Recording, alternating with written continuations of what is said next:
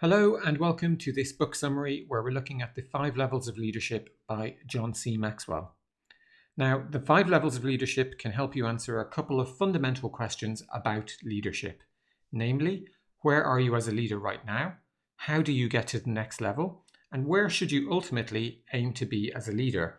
Now, according to the book, leadership isn't a position you hold, it's a journey and a process. Just because you have the word manager in your job title, you're not automatically a leader.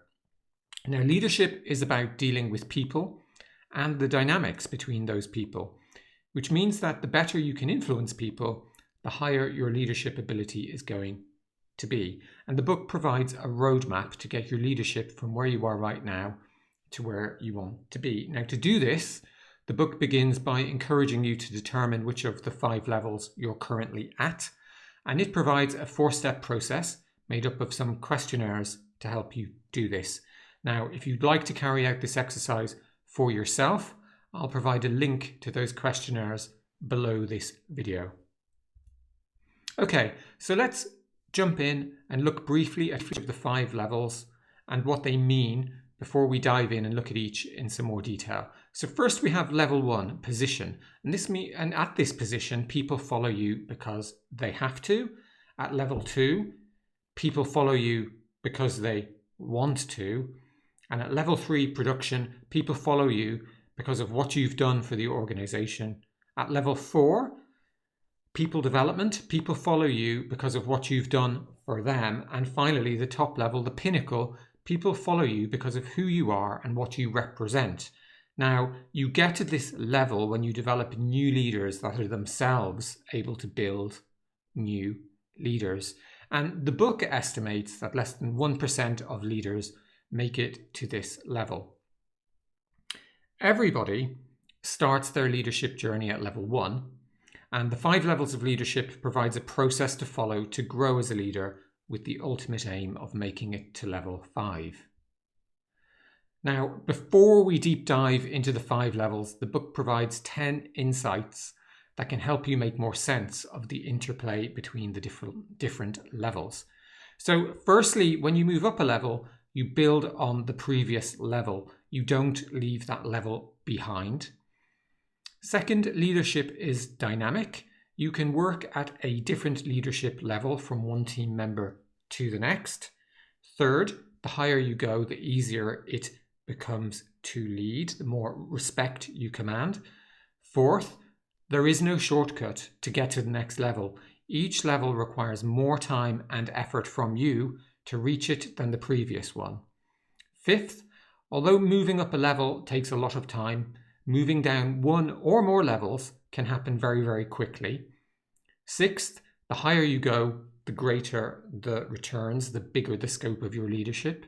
Seventh, moving to the next level always requires growth, be it personal or professional. Eighth, not getting to the next level not only limits you, but it also limits each of your team members. Ninth, when you change position or organization, you rarely stay at the same level. And finally, 10th, you cannot climb the levels alone. You need help. So with that, let's jump in and examine each of the 5 levels of leadership in a little bit more detail. So first is level 1, position level. Now, position is the very first level of the 5 levels of leadership, and it represents the very beginning of everyone's leadership journey. Now, leadership at this level is granted because you receive a job title, but you haven't yet built the influence to command respect from colleagues, either inside or outside of the team you lead. So, while you have the authority over your team, at level 1, you don't really wield any real influence over them. So it's hard to get the most out of them. Effectively, your team does what you tell them to because they have to. So at level 1, you might be the boss, but you aren't really a leader yet. As such, it's important not to see being given a management job title as your goal. Instead, try to see it as the starting point. So some of the upsides of being a level 1 leader include you've been given a leadership position because you deserve it, and that's something you should celebrate. Also, it allows you to think about what kind of leader you want to be. So what's your style going to be? What are your values? You're at the very beginning of your leadership journey, so now is an excellent point to think about these things. But there are also some downsides to this level. So positional leaders don't get the best out of their team. They probably actually get the minimum out of their team. Also, positional leadership can be misleading. By that I mean just because you have a particular job title, it doesn't make you a leader. So let's take a look at how to make the most out of your position. So firstly, don't push people. Help them and take an interest in them. And secondly, don't expect your people to come to you. You must initiate things to earn their respect. Now let's look at beliefs you need to get to the next level. So to get to the next level, you need to upgrade your beliefs. And some of the things you need to start thinking are your job title isn't that important. It's the work you do that's important and how you help others. Your position is a tool you can use to help others, but really people are your most valuable asset. Next, a good leader doesn't need to have the answer. You don't need to know everything, but you can work with others to find the answer. And finally, good leaders include others. So now we move to the next level, level 2, permission. And on this level, your team follows you because they want to. You listen to your people and they in return listen to you.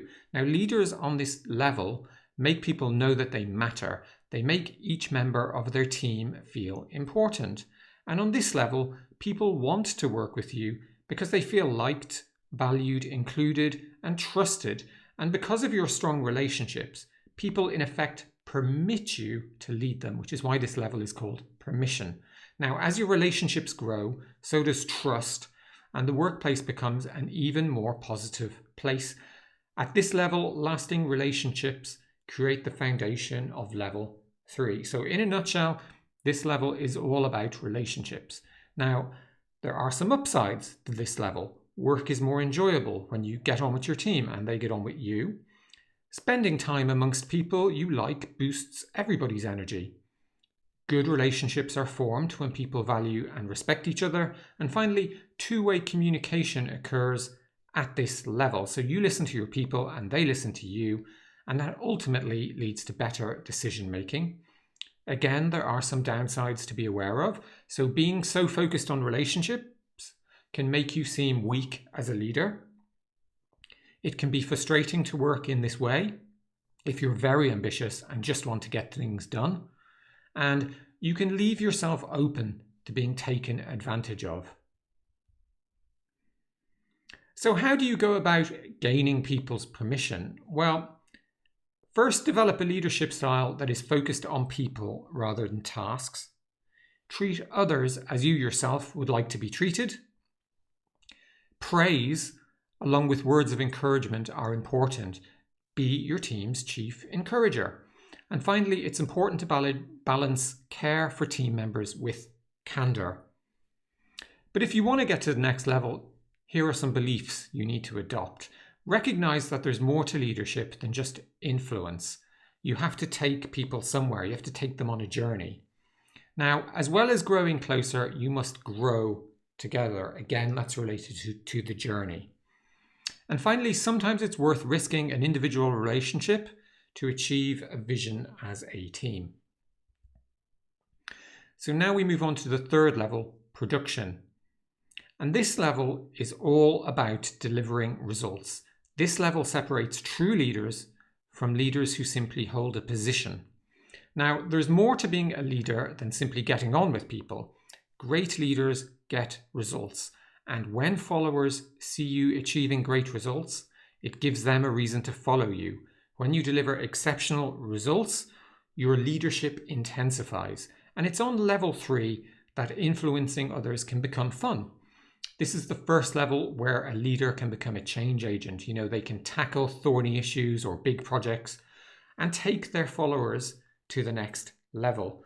Now, if you have a history of achieving results combined with excellent relationships, that's going to enable you to move your team forward towards the organization's big vision. So some of the upsides of becoming a level 3 leader include your credibility will increase when you deliver results. Your results set the standard for your followers, further increasing your results. Delivering results builds momentum, and people see your results and will want a part of that and will want to be part of your team. Now, again, there are a few downsides to be aware of. You can fall into the trap of thinking you're a better leader than you are. You need to achieve results for your team as well as results just for you. Next, there is a weight of responsibility associated to having to continually achieve results. And finally, even though you're focused on results, you mustn't lose sight of your people. Level 2 is still very important. So how do you make the most of production in leadership? Well, first, figure out where your strengths lie and focus on these areas. Make sure you communicate a clear vision, as that's going to help your team stay productive when they're thinking where they should focus their energies. Encourage your people to work together, because that's the foundation of building a team, and focus on areas with the highest return, and never lose sight of the fact that results are your goal. Now, there's also some beliefs you need if you want to get to the next level, and these are that production isn't enough. Think about how you can help people to get to the next level in their lives as well as their career. Value, challenge, and develop your followers. And remember that growing leaders is the quickest way to achieve your vision or a vision. And finally, developing your people gives you great fulfillment. You need to really believe that to get to the next level. So let's take a look at that next level, people development. At this level, leaders change from focusing on delivering results to developing people. So leaders at this level reproduce themselves. At this level, leaders reproduce and grow their influence as they transform followers into leaders in their own right. Now, as the unique strengths of each new leader is unleashed, the entire organization rises to a higher level. So this level is all about reproduction. Now, some of the upsides of becoming a level 4 leader include: at level 3, you're focused on results, but at level 4, you deliver even better results because you're focused on people and empowering them to achieve. Only by growing people can success be sustained. There's only so much you can do on your own. Third, if you grow others, it gives you the space to work on bigger things. And finally, it's hugely rewarding to bring people on from their beginning and see them really develop. Now, there's also some downsides associated with level 4. First, if you're insecure, you can feel threatened by the prospect of developing others. And also, you must be willing to focus on the long term, because if you stay focused on the short term, it can be really hard to see the justification for developing your people. So what should you do at this level? Well, recruit only the best people you can, place people into the right positions, model to others the leadership behavior you expect to see from them, coach others to live well and perform well, and finally empower others so they are able to succeed. Now, if you want to get to the 5th level, there are some beliefs you're going to need to help you get to that level. Firstly, your biggest goal as a leader is to create more leaders. And finally, believe in developing a leadership culture. So that means teach, practice, coach, and reward leadership at all levels. So finally, we move on to the pinnacle, the ultimate level, or the 5th level. And at this level, leaders develop their followers into level 4 leaders. Now, this is the highest level, and Maxwell argues that not many people make it to this level, and those that do are naturally gifted leaders. Now, developing leaders who can lead is hard. It takes skill, judgment, and commitment, but if you succeed, you will create what Maxwell calls a level 5 organization, an organization that is functioning at an extraordinarily high level. Now, obviously, there are some upsides to becoming a level 5 leader, and these include: it provides your leadership with reach. People will seek you out for advice and people will come to you with opportunities. It creates the level 5 organization we just discussed.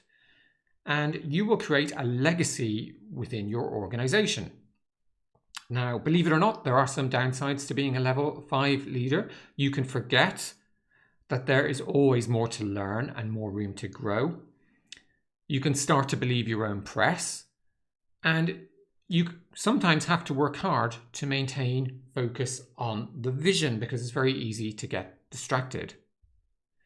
So, how do you use the Pinnacle as a platform to do something greater than yourself? What do you do day to day? Well, remember to remain humble and open to learning. Create an inner circle to help you stay grounded every day. Create room for others at the top. And focus on what only you can do. So what is your core strength? That is where your energy should be focused. And finally, plan your succession and plan your legacy.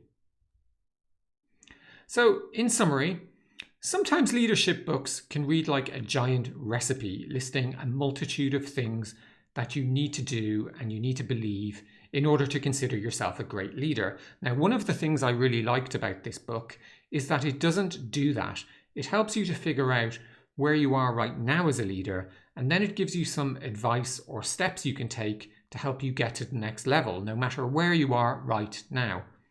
So in my opinion, it's a good, detailed and practical book which makes intuitive sense.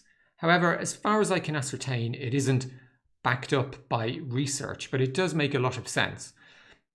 Despite this, I'd still rate the book as a must-read for any aspiring leaders or even established leaders, and I'd give it a solid 9 out of 10 rating. So overall, the 5 levels of leadership basically is about growth in everything you do and everything you interact with, or everyone you interact with. It's a lifelong, challenging journey that can be immensely rewarding. Now, the book provides a practical roadmap of how to get from where you are as a leader currently to where you want to be. You just need the courage to embrace it. So that's it for this lesson. Really hope you enjoyed it, and I look forward to speaking to you again soon.